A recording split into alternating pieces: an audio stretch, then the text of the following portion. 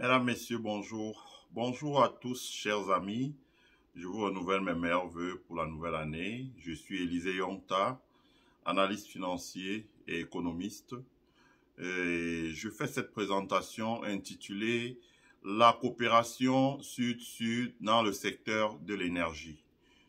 Le Niger, la coopération Sud-Sud dans le secteur de l'énergie. Abonnez-vous à notre chaîne, invitez vos amis à s'abonner à notre chaîne. Mettez un like sur la vidéo pour nous encourager. Ça permet à YouTube de proposer la vidéo, recommander la vidéo à un maximum de personnes possible. Mais également, souscrivez à notre membership, si vous le pouvez, en donnant 1, 2 ou 3 dollars tous les mois pour soutenir le développement de notre chaîne. Voilà. Je fais cette vidéo pour parler de quelque chose qui est encourageant à l'heure où le souverainisme économique gagne les pays africains, où les gens comprennent enfin que il va falloir travailler et compter sur nos propres forces et non pas se livrer comme ça à des groupes d'intérêts internationaux, ce qui n'a rien produit comme résultat depuis les années 90, donc déjà depuis 3 décennies. Les dirigeants en Afrique commencent à comprendre qu'il faut revenir aux fondamentaux de ce qui a fait le succès de nos États un peu au début de l'indépendance, voilà, avant que nous voit arriver une génération de personnes qui nous ont ramenés au point de départ. Voilà. Donc, le Niger, qui est le plus grand fournisseur d'uranium, un des plus grands fournisseurs d'uranium au monde, a une population qui vit sans électricité et sans énergie. Quand je dis sans électricité, sans énergie, quand je parle d'énergie ici, là, c'est le super pour les véhicules, le gazoil pour les véhicules, pour les groupes électrogènes, le gaz de pétrole liquéfié, ce qu'on appelle le GPL pour les véhicules, etc. Le gaz domestique pour les ménages, etc., etc. Donc, ça, c'est de l'énergie fossile. Et le Niger n'a pas non plus d'énergie à partir d'uranium. Ils n'ont pas de centrale uranium. Ils vendaient leur uranium à 4 cents sur le marché mondial, ce qui a vraiment entraîné une pauvreté parce que le Niger était sans énergie. Voilà. À cela s'ajoute à l'arrivée de Abdourahmane Tiani, des décisions stupides qui ont été prises au niveau de la CEDEAO, qui leur été dictées par un pays étranger, en l'occurrence la France, les mêmes décisions qu'ils avaient prises en Côte d'Ivoire contre le peuple ivoirien sous Laurent Gbagbo, qui a consisté à dire qu'on suspendait la fourniture d'énergie au Niger. Donc la suspension de la fourniture d'énergie au Niger a entraîné vraiment une catastrophe. Comme m'a dit son premier ministre Mohamed Lamine Zeine, c'est une décision punitive avec des dégâts collatéraux qui étaient importants. Donc, face à cette situation, les nouvelles autorités au Niger ont entrepris de faire des efforts pour pouvoir être autosuffisants en énergie, mais également de valoriser leurs sources énergétiques. Donc, la première a été un accord de coopération avec le Maroc, donc le Maroc, le royaume chérifien, où le roi, le souverain, le roi du Maroc, Mohamed VI, a offert au Niger, en formant les techniciens nigériens, leur a offert une centrale thermique. D'ailleurs, ça m'a beaucoup marqué parce que pendant plusieurs années, j'ai failli aller travailler chez Caterpillar, et rien n'est exclu d'ailleurs, et dans ce qu'ils appellent Corporate Finance et Capital Market. Et Caterpillar m'avait vraiment sollicité, et parce qu'ils sont ici à Chicago. C'est sur la place de Chicago qu'ils font tout leur levée de fonds pour financer leurs opérations dans le monde. Et Caterpillar est localisé dans l'Ohio, le Michigan, etc., l'Illinois. C'est une entreprise du Midwest. Donc, Caterpillar, en se basant sur la technologie de Caterpillar, le Maroc a construit une centrale thermique, je crois, de 40 mégawatts, je crois, 40 mégawatts qui permet déjà d'alimenter en énergie une bonne partie de la ville de Niamey, les ménages, les commerces et certaines entreprises. Donc, c'est une décision qui a été, c'est un don, hein, a été vraiment très largement apprécié par tous les Africains d'ailleurs, parce que c'est comme ça qu'on devrait se soutenir.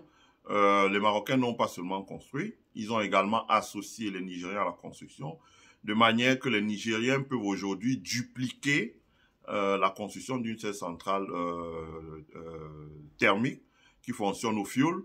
Ils peuvent le dupliquer dans toutes les régions du Niger. Deuxièmement, C'est une centrale qui peut démonter, c'est-à-dire que le jour où ils auront mis en place les barrages, vous avez vu, la Minzen est en déplacement en Arabie Saoudite au conseil d'administration de la Banque islamique de développement.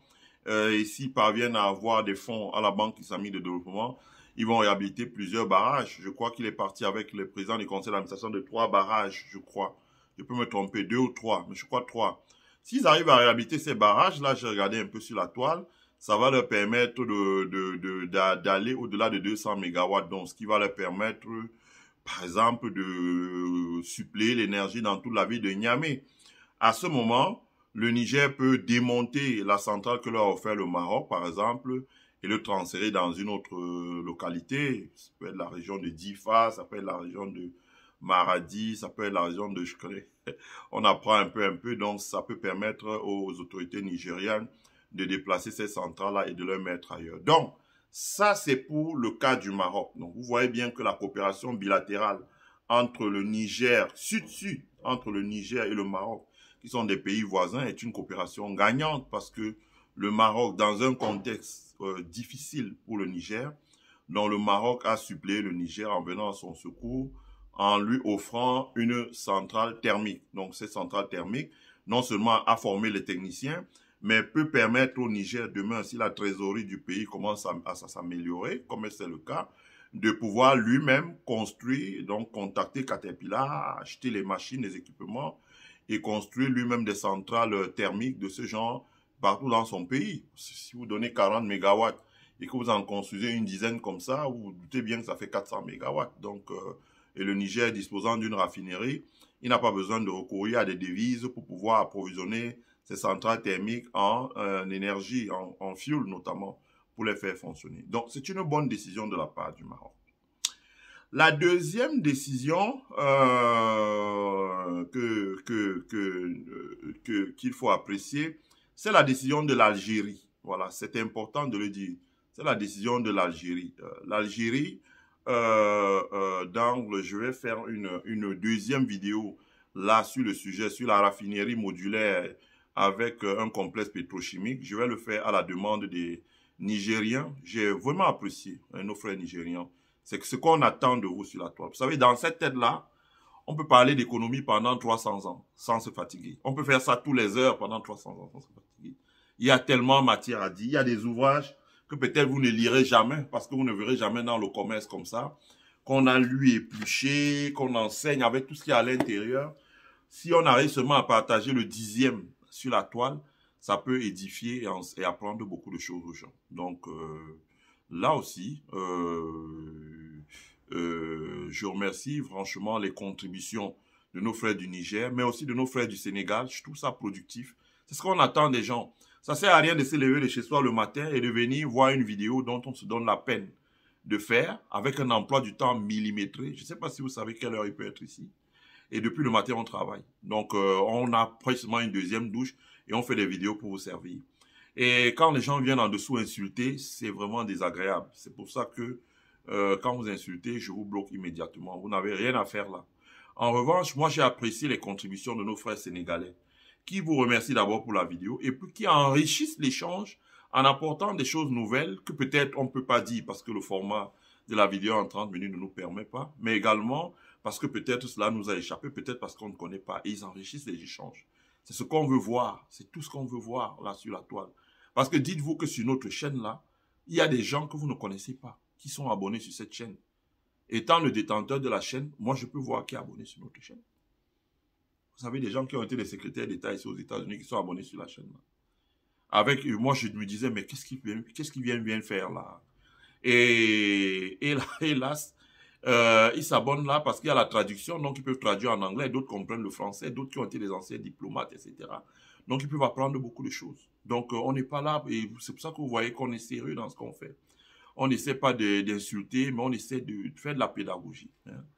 J'ai partagé sur mon mur Facebook la page de Kevin O'Leary qui vous a montré tout l'arsenal qu'il dispose chez lui en matière de production, de contenu. Il est au même niveau qu'une chaîne de télévision, sinon plus, avec tout le matériel qu'il peut disposer. Les gens comme Kevin O'Leary aux États-Unis, ce sont des icônes. Vous l'avez vu se déplacer pour aller voir le président Trump en disant, voilà, ce que tu dis sur le Canada, c'est pas comme ça. Moi, je pense que voilà comment il faut faire et tout et tout. Et à la sortie, une photo entre les deux leaders. C'est comme ça. C'est ce que nous voulons faire. Hein, partager avec vous. Il est temps qu'on parle de l'Afrique. Parce que là, maintenant, là, c'est l'heure de l'Afrique qui a sonné dans le monde. Il y a certes des sceptiques, mais vous allez voir que c'est l'heure de l'Afrique qui a sonné dans le monde. Ça va basculer vers le continent africain. Et nous devons accompagner le mouvement. Donc, je parlais de l'Algérie en félicitant nos frères du Niger qui vraiment ont des contributions intéressantes. Je vous remercie pour vos remerciements. Et comme j'ai dit, je ferai une autre vidéo après celle-ci pour vous reparler encore de l'impact de la raffinerie et comment ça va permettre d'asseoir une base industrielle pour le Niger. Vous allez bien comprendre. Je vais vous expliquer comment la création de richesse se fait, comment est-ce que le Niger et dans l'AES peut faire, etc., etc., ce que l'État peut faire. Il n'y a rien à cacher. Donc, la deuxième initiative, ça a été l'initiative de l'Algérie. L'Algérie qui, au Niger, a décidé, n'est-ce pas, de mettre en place un partenariat avec le Niger qui est en train de construire une raffinerie modulaire avec un complexe pétrochimique. Je rappelle que l'un des premiers acteurs du monde des hydrocarbures dans le gaz, dans le pétrole, dans la pétrochimie au monde, c'est la Sonatrach algérienne. C'est la Sonatrach. D'ailleurs, depuis jusqu'à aujourd'hui, la Sonatrach est et demeure la première entreprise sur le continent africain. Donc, ça demeure la première entreprise sur le continent africain. Donc, Sonatrach est la première entreprise sur le continent africain, développe beaucoup de choses sur le continent africain qui permettent que les entreprises, donc voilà, aient un essor. Donc, la Sonatrach d'Izez a mis en place, comment je peux dire ça, un partenariat avec les Nigériens pour former, parce que le Niger va construire une raffinerie. La raffinerie sera construite par les Canadiens de Zimmer Group. Et Zimmer dit, nous allons faire ça avec les Nigériens, de façon qu'à la sortie de ça, les Nigériens puissent dupliquer et reproduire ça. Bon. L'Algérie a offert donc au Niger de prendre, puisque l'Algérie a, je crois, 6 raffineries avec complexe pétrochimique, c'est beaucoup, a dit, nous allons offrir de manière gracieuse d'accueillir sur nous 40 techniciens de haut niveau et d'ingénieurs nigériens. C'est beaucoup, hein. 40 techniciens de haut niveau et d'ingénieurs pour gérer une raffinerie, c'est assez pour gérer une raffinerie. Surtout que la raffinerie algérienne est une raffinerie modulaire qui va faire 30 000 barils par jour. Modulaire, ça veut dire qu'ils démarrent à 30 000 barils par jour. Donc, ils vont fonctionner à fond, c'est-à-dire qu'à fond, la caisse, il n'y aura pas de, on démarre à 10% et puis, donc, ce qui fait des pertes parce que vous n'amortissez pas les coûts fixes. Ils vont démarrer à 30 000. Et si la raffinerie est à 30 000, au fur et à mesure qu'ils commencent à pénétrer sur le marché, que les clients apprécient les produits et que la demande augmente, si la demande passe à 60 000, ils modifient ils font d'extension de la raffinerie dans les réglages et ils passent à 60 000. Si demain à 60 000, la demande est à 100 000, ils passent à 100 000, etc., etc. C'est d'où l'expression modulaire, voilà. Donc, l'Algérie a offert au Niger de former gracieusement, vous avez vu la réunion du comité technique de la Sonatrach avec le ministre du pétrole nigérien et le directeur du projet raffinerie, etc. Donc, il y a une réunion technique qui va consister pour l'Algérie à accueillir 40 ingénieurs et techniciens de haut niveau nigériens. Donc, à un jet d'avion, c'est-à-dire que, je sais pas, même sur un dos de chameau, les Nigériens peuvent monter sur un dos de chameau, arriver à la destination en Algérie. Donc, ils vont se déplacer en Algérie, qui est un pays qui a la même confession religieuse qu'une bonne partie du Niger, qui a la même culture, qui a des populations arabes vivant sur son territoire, qui sont des frères, qui a une autoroute en construction qui va traverser, arriver au Niger, passer, descendre jusqu'à Lagos. Donc, ces deux pays, et l'Algérie est un géant du continent africain, quoi qu'on en dise. Donc, ils vont se déplacer au Niger. Ils seront en immersion dans la formation, dans le fonctionnement de la raffinerie. Donc, ils vont voir beaucoup de choses là-bas, les documents techniques, la démarche qualité, la sécurité, la production, etc., etc. C'est un stage en immersion qui fait que lorsque la raffinerie du Niger va démarrer ou sera finie, la construction sera terminée, ce sera très facile pour les Nigériens déjà au préalable formés en Algérie de s'adapter à la technologie canadienne qui est sensiblement la même. Hein. Tous ces industries aujourd'hui sont standardisées. Donc de s'adapter à ce que vont leur expliquer les Nigériens et donc de commencer comme on dit en anglais, to run, ça veut dire de commencer à gérer leur raffinerie. C'est important. C'est important. Pourquoi? C'est important parce que le mode de fonctionnement extraverti là, si on ne sort pas de ça, on ne sera jamais rien sur cette terre-ci. On ne sera jamais rien. Vraiment, chef, on ne sera jamais rien. Si les Algériens offrent aux Nigériens de former leur personnel et que les Nigériens possèdent une raffinerie, même si la raffinerie est financée par les Canadiens, pour un départ, donc pour une concession de 20 ans.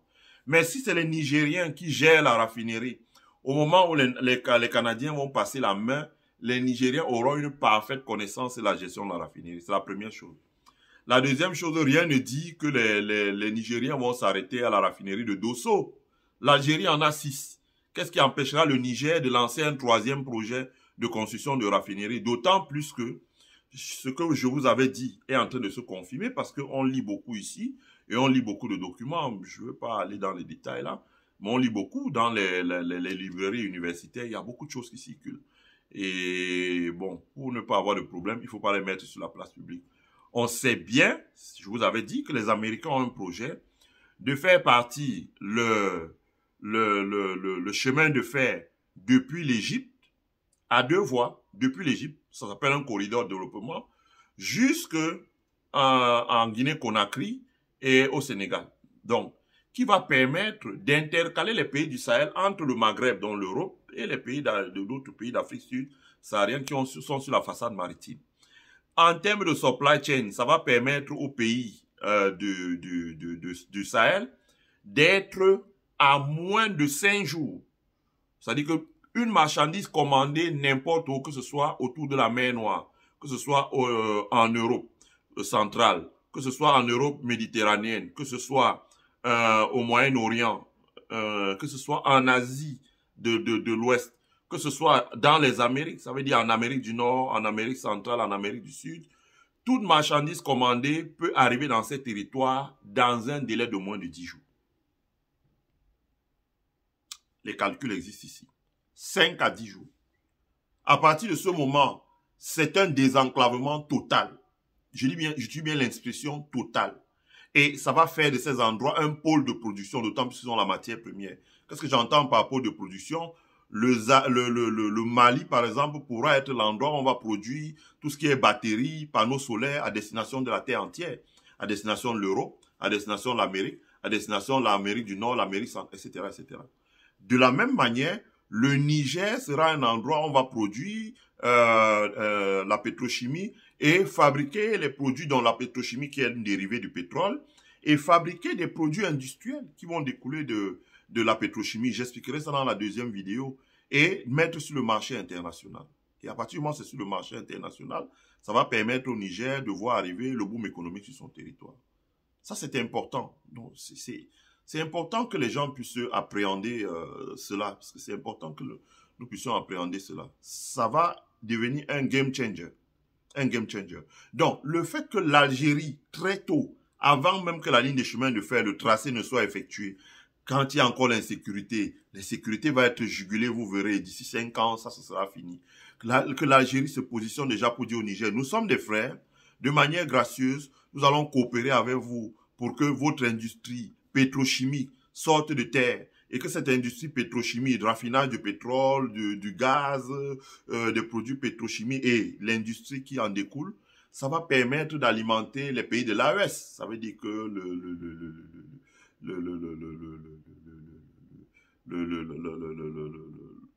le Burkina Faso, le Mali, jusqu'à la Guinée-Conakry et jusqu'à même le Sénégal. Mais ça va également, dans la Sierra Leone, le Libéria, tout ça, mais ça va également permettre d'alimenter les pays comme le Tchad, le Soudan, etc. Il y aura beaucoup d'enjeux de ce côté-là. Donc, c'est quelque chose de très important. Je souhaitais souligner ça parce que c'est quelque chose qui nous donne espoir au niveau de la jeunesse africaine.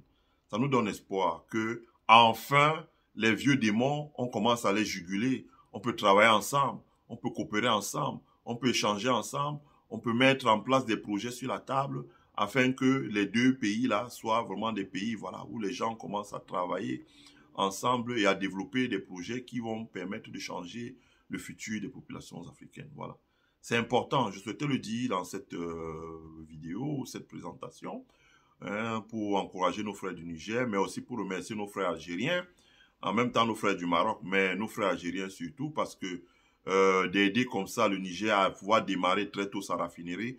Je vais vous expliquer dans la prochaine vidéo ou en quoi si cette raffinerie démarre, ça va être le début de la base d'industrialisation du Niger. Je tue bien le mot, la base de l'industrialisation du Niger. Parce que si vous voulez développer un pays, il faut asseoir la base de l'industrialisation, mais également la base du développement du Niger. Voilà.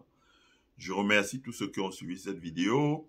Je vous invite de suivre la prochaine, qui va s'intituler « La raffinerie avec complexe pétrochimique, la base de l'industrialisation du Niger ». Donc, on va vous expliquer un ensemble de choses que, voilà, il faut que nos frères sachent pour bien appréhender ce dossier-là. Je vous souhaite à tous et à tous de passer une agréable journée, une bonne semaine, dans la paix des braves. Voilà. Le meilleur est à venir. Abonnez-vous sur notre chaîne. Invitez vos amis à s'abonner. Mettez un like sur la vidéo. Partagez-la sur votre mur. Mais surtout, souscrivez à notre membership pour soutenir le développement de notre chaîne. Le meilleur est à venir. Bye.